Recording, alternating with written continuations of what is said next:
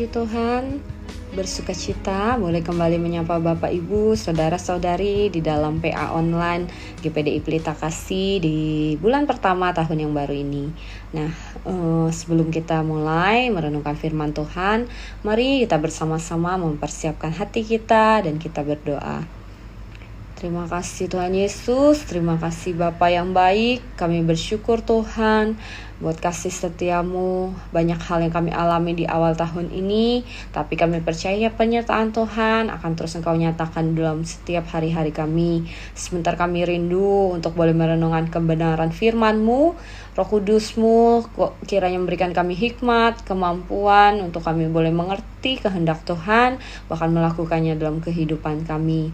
Terima kasih Bapa, terima kasih Tuhan Yesus. Kami mengucap syukur di dalam nama Yesus. Haleluya. Amin. Nah, di tahun yang baru biasanya kita mengawali tahun ya, atau banyak orang lah ya menuliskan yang namanya resolusi. Nah, resolusi di tahun 2025. Nah, biasanya resolusi ini berisi goal, tujuan atau harapan-harapan sesuatu yang kita inginkan terlaksana di tahun ini. Namun ada juga nih yang memilih tidak usahlah menulis atau buat resolusi lagi. Resolusi saya tahun ini tuh menjalankan resolusi 2024 gitu yang belum tercapai atau belum dijalankan. Nah, kemudian padahal dia di tahun 2024 juga melakukan hal yang sama. Saya memiliki resolusi untuk melakukan resolusi tahun 2023. Nah, seperti itu saja seterusnya. Kemudian menjadi pertanyaan nih, apakah resolusi atau harapannya yang salah? Atau proses dalam mengejar resolusi itukah yang bermasalah? Atau memang Tuhan yang gak buka jalan nih atas resolusi yang sudah saya tetapkan? Nah, berkaitan dengan tema tahunan gereja kita, yaitu bertumbuh ke arah Kristus, maka kali ini kita akan membahas tentang bertumbuh di dalam pengharapan.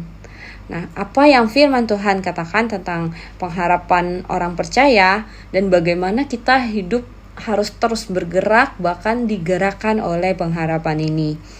Mari kita lihat ayat kita di dalam Efesus pasal yang ke-1 ayat yang ke-18 sampai yang ke-21. Firman Tuhan berkata, "Dan supaya Ia menjadikan mata hatimu terang, agar kamu mengerti pengharapan apakah yang terkandung dalam panggilannya, betapa kayanya kemuliaan bagian yang ditentukannya bagi orang-orang kudus, dan betapa hebat kuasanya bagi kita yang percaya sesuai dengan kekuatan kuasanya yang dikerjakannya di dalam Kristus dengan membangkitkan Dia dari antara orang mati dan mendudukkan Dia di sebelah kanannya di sorga, jauh lebih tinggi dari segala pemerintah dan penguasa dan kekuasaan dan kerajaan dan tiap-tiap nama yang dapat disebut, bukan hanya di dunia ini saja, melainkan juga di dunia yang akan datang." Nah, di sini ada kata pengharapan. Harapan memiliki arti yaitu keinginan atau antisipasi terhadap masa depan. Nah, di sini kalau secara yang kita tahu secara duniawi ya, harapan di luar sana itu biasanya yang namanya harapan itu ya bersifat tentatif atau tidak pasti dan biasanya itu cenderung untuk pencapaian pribadi. Contohnya kita tahun ini saya berharap dapat pekerjaan yang lebih baik, atau saya berharap bisnis saya, toko saya, usaha saya lebih berkembang di tahun ini gitu ya. Bisa juga bentuknya itu seperti optimisme gitu ya. Kita optimis atau berharap pemerintahan yang baru bisa bawa kondisi ekonomi yang lebih baik bagi Indonesia. Nah, kayak gitu. Nah, semuanya itu tidak salah. Namun tidak ada jaminan pasti bahwa semua harapan itu akan terjadi. Itulah harapan yang ada di dalam dunia. Nah, tapi kita bersyukur sebagai orang yang percaya, kita diberikan satu pengharapan yang pasti, yang teguh, yakni pengharapan yang didasarkan kepada kepercayaan kepada Allah yang setia dalam menepati janjinya. Nah, janji Tuhan yang paling besar yang Tuhan sudah tepati dalam kehidupan setiap orang percaya itu dikatakan di ayat yang ke-18 tadi adalah kemuliaan bagian yang ditentukannya bagi orang-orang kudus. Nah, apakah kita ini orang-orang kudus? Sebelumnya bukan, ya kan? Puji Tuhan, kita dikuduskan oleh Tuhan melalui pekerjaannya di ayat yang ke-20 yang dikerjakan di dalam Kristus. Di dalam Yesus kita dikuduskan melalui kematian dan kebangkitan Yesus. Kita juga menerima keselamatan kita, bahkan jaminan kehidupan yang kekal. Kita bersyukur akan pengharapan yang pasti ini, bahwa Allah telah menepati janjinya, janji terhadap keselamatan yang dikerjakan melalui Yesus, dan janji yang lain melalui Roh Kudusnya. Kita lihat di dalam Roma pasal yang kelima ayat yang kelima. Roma 5 ayat yang kelima berkata, dan pengharapan tidak mengecewakan, karena kasih Allah telah dicurahkan di dalam hati kita oleh Roh Kudus yang telah dikaruniakan kepada kita.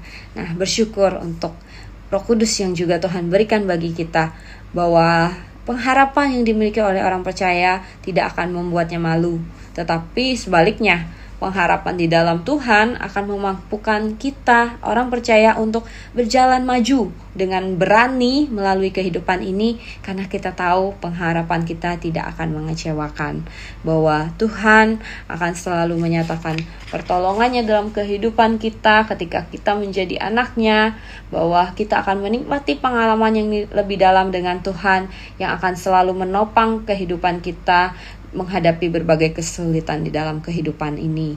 Nah, itulah pengharapan yang pasti menjadi poin pertama bagi firman Tuhan hari ini. Dan berikutnya adalah pengharapan yang aktif. Kita lihat kembali di dalam Roma pasal kelima itu, kita mundur di ayat yang ketiga dan keempat. Firman Tuhan berkata di ayat yang ketiga, dan bukan hanya itu saja, kita malah bermegah juga dalam kesengsaraan kita, karena kita tahu bahwa kesengsaraan itu menimbulkan ketekunan. Ayat yang keempat, dan ketekunan menimbulkan tahan uji, dan tahan uji menimbulkan pengharapan. Nah, pengharapan adalah proses dari ketekunan dan tahan uji. Nah, orang yang bertahan di dalam kesulitan akan menghasilkan kehidupan yang sesuai dengan pola hidup yang Allah tentukan. Allah mau kita hidup seperti apa, yaitu kita yang bertahan menghadapi segala kesulitan. Di dalam kembali kita pada Efesus 1 ayat yang ke-19, kalau kita baca di dalam terjemahan baru versi yang kedua, di situ dikatakan betapa hebatnya kuasanya yang bekerja dalam kami orang-orang yang percaya. Nah, kuasa Tuhan itu bekerja, dinyatakan di dalam kehidupan orang percaya. Allah ingin kita tidak sekadar paham, tidak sekadar tahu, tetapi kita mengalami kuasa Tuhan yang dinyatakan di dalam kehidupan ini.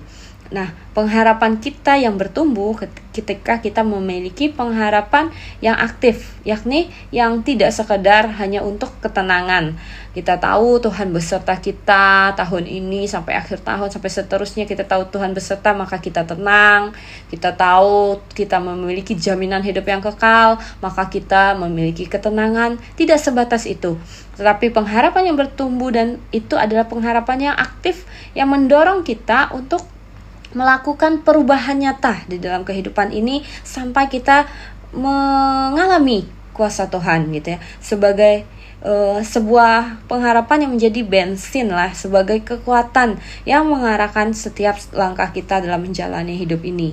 Ketika kita memiliki pengharapan yang aktif, kita akan terus termotivasi untuk bekerja, berjuang, dan hidup dengan penuh semangat. Misalkan dalam mengembangkan potensi kita, dalam berbisnis atau bekerja, atau bahkan di dalam pelayanan, kita mengembangkan potensi atau talenta yang sudah Tuhan beri, karena kita memiliki pengharapan yang aktif mengejar kuasa Tuhan dinyatakan dalam kehidupan kita, mengejar kemuliaan Tuhan dinyatakan dalam kehidupan kita. Nah, pengharapan yang aktif tidak hanya sekadar menunggu, tetapi pengharapan yang membuat kita bertindak sesuai dengan janji-janji Tuhan.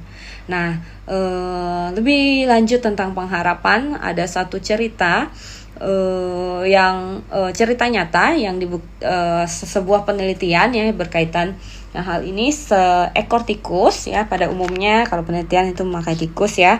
Nah, seekor tikus dia ingin diuji ketahanannya bertahan di dalam air.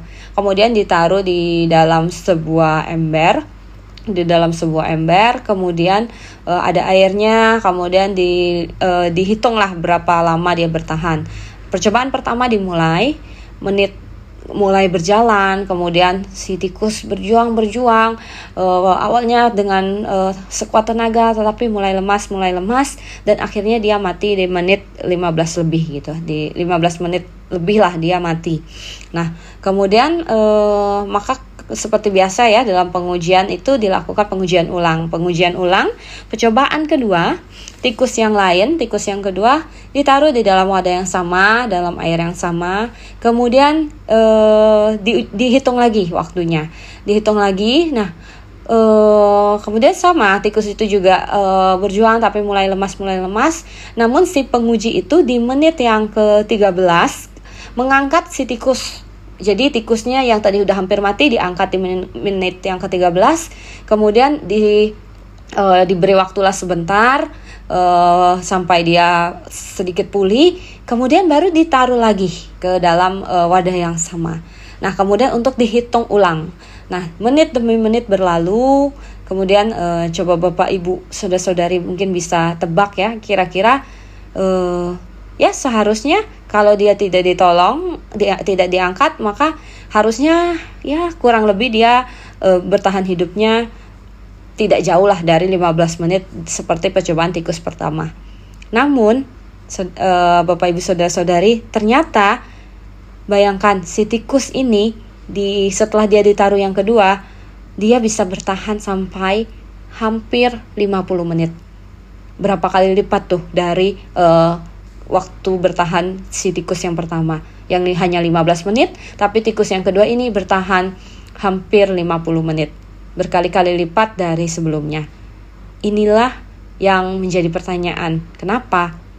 Nah, setelah penguji ini meneliti, ditemukanlah bahwa tikus yang kedua ini karena dia sudah ditolong pada saat di menit yang ke-13, maka dia ketika mengalami situasi yang sama, dia berjuang terus dengan harapan akan ada lagi yang menolong dia seperti di menit ke-13 itu. Dia berjuang sekuat tenaga, bertahan, berenang di sisa-sisa kekuatannya, dia bertahan mungkin karena dia tahu sebelumnya dia pernah ditolong. Inilah yang disebut dengan pengharapan.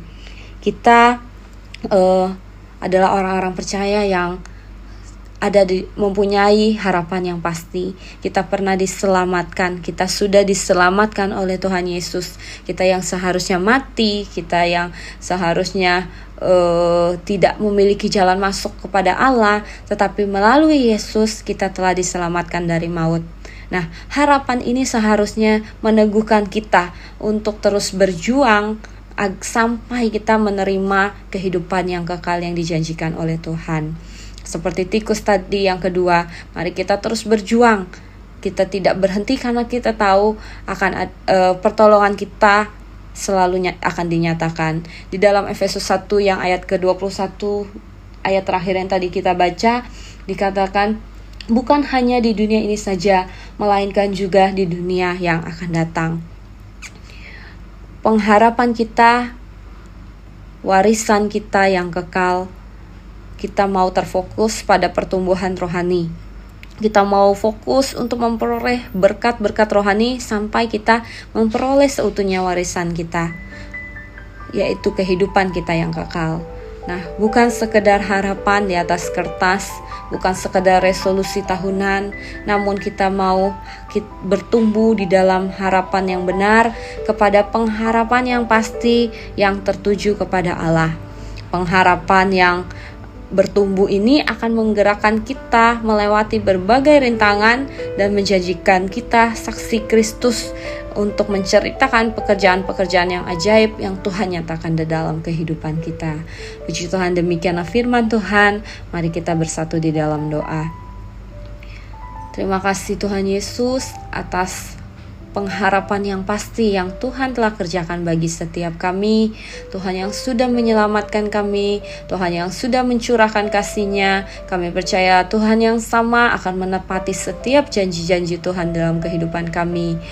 Tuhan Yesus, ajar kami juga untuk memiliki pengharapan yang aktif, yang bergerak melalui tindakan nyata dalam kehidupan ini untuk mengejar kuasa Tuhan dinyatakan di dalam kehidupan kami.